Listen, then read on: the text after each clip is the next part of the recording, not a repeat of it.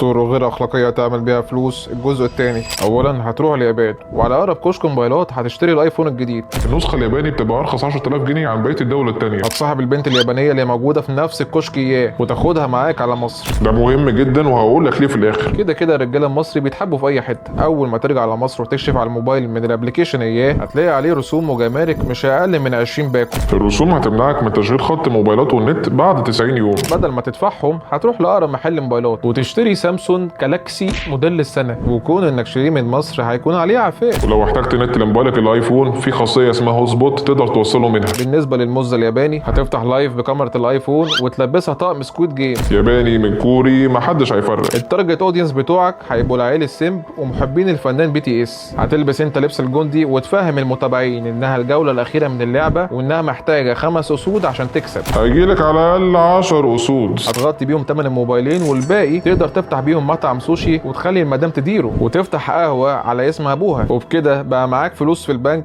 وبنزين في التانك ومزة يابانية لو اتجوزتها هتاخد تاني اجمل باسبور في العالم.